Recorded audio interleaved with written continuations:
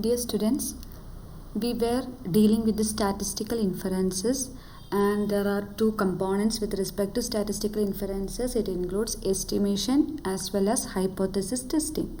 So we were dealing with the hypothesis testing part, and in the previous section we have explained the steps or procedure with which we can conduct the hypothesis testing, or how can we conduct the hypothesis testing was explained in a step-by-step manner.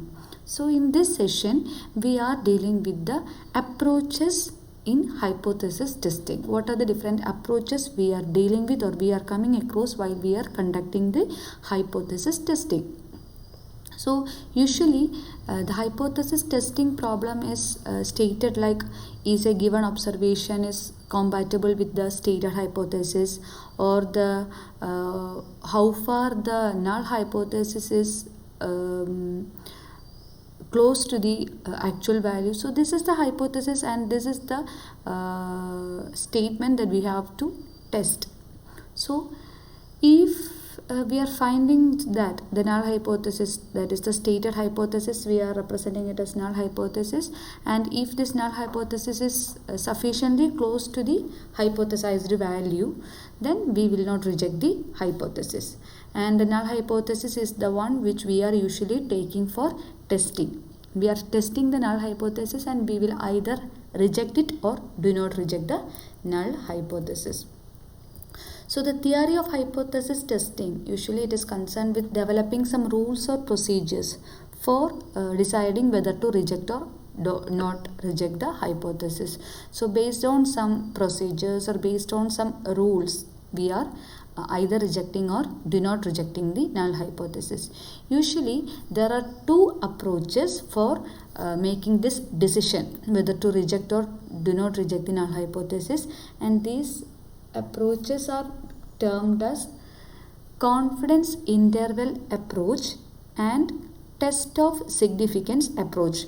So these are the two approaches with respect to hypothesis testing, and both these approaches predicts that the variable or the estimator have some probability with respect to hypothesis testing, and it involves making statement or assertion about the values of the parameters. So based on these approaches, we can make a final decision with respect to the null hypothesis or the statement that we have made with regard to the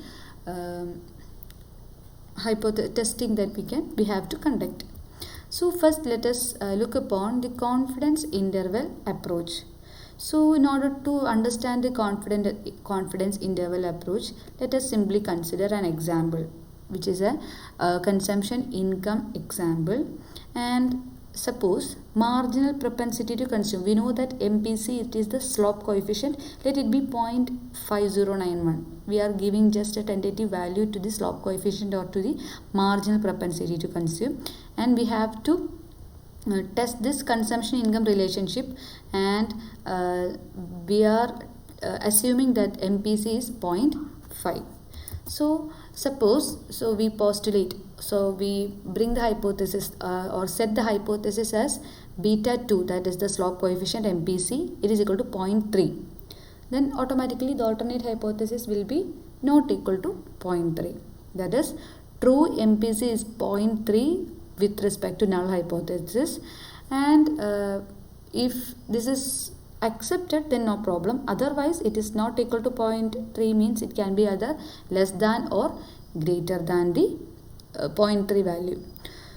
So here the question or the testing that we have to make is respect to this value, whether the observed value is compatible or closer to this hypothesis, null hypothesis, that is 0.3. So for answering or for deciding the this hypothesis, we have to consider the confidence interval. So in the previous session we were just discussed about the confidence interval, how we will find the interval or the range with which the true value lies. So we know that in long run, intervals like beta 2 hat plus or minus alpha by 2 standard error of beta 2 hat, we have already came across this probability or this interval approach, and this interval will consider or will have 95% probability that the beta 2 hat value will be equal to 0.3. So in the long run, or when we are considering the repeated sampling, these type of intervals will provide a range within which the true beta 2 may lie, and the probability is 95%. So with 95% probability we can say that beta 2 hat lies in this interval range. So the confidence interval approach provide a set of possible null hypothesis or a range of area within which our true value will lie.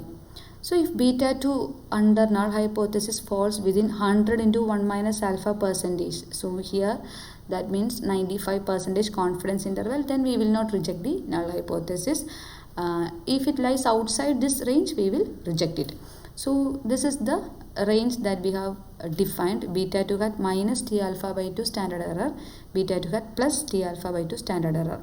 So within this confidence level or within this interval, our true beta 2 will lie. 95% chance is there, or probably 95% chance is that our true value will lie in this interval or in this limit.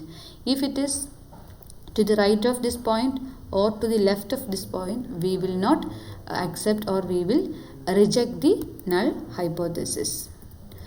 So this shows the 95% confidence interval for beta 2, and this is the confidence interval approach or confidence interval that we have set in order to find the value of beta 2.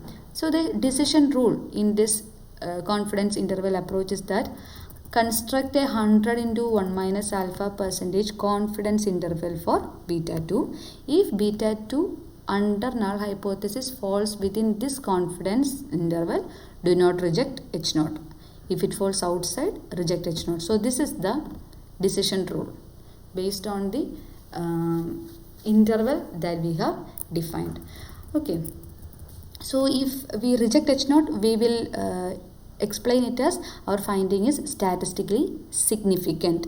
So if our null hypothesis rejected, we say that it is statistically significant. When we do not reject or we will accept the null hypothesis, it means that it is not statistically significant. So this is the inference that we are making with respect to the decision or with respect to the result that we have find out. Okay, so this is all about confidence interval approach. Second one is test of significance approach. It is developed by R.A. Fisher and also by Neyman and Pearson. So this test of significance is a procedure by which sample results are used to verify the truth. Okay, so we are using the sample results in order to make a decision or in order to verify the truth that we have tested. Okay. So the key idea behind a test of significance approach is that a test statistic is used here. We have already explained about statistic, or what is a parameter, what is a statistic, what is an estimator. So here in test of significance approach, we are using a test statistic, and the sampling distribution of such a statistic under the null hypothesis is considered. So the decision to accept or reject the null hypothesis is based on the value of the test statistic obtained from the data. So in the procedure we have explained, or in the steps of hypothesis testing, we have came across the test statistic. It can be Z test, T test, or some whatever it is. Based on the data we are choosing the test statistic, and based on this test statistic we are finding or we are accepting or rejecting the null hypothesis in test of significance approach. So here let us take the example as we are following the T test. So beta 2 hat minus beta 2 by standard error of beta 2 hat, or it can be standard error means root of variance, so we are substituting it as sigma hat into root of sigma xi square. This follows, beta 2 hat follows T distribution with n minus 2 degrees of freedom. So if the value of the true beta 2 is specified under the null hypothesis, then the t value can be computed from the available sample. So if we have the true value of beta 2 is specified, then we can find out the value or compute the value from this sample, and therefore this will stand as a test statistic.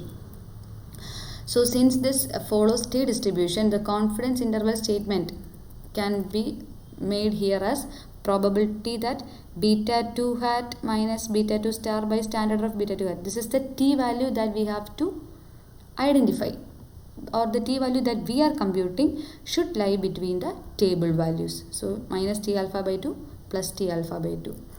It will be 1 minus alpha, where beta 2 star is the value of beta 2 under H naught, or the null hypothesis. Here we have taken the null hypothesis as 0.3.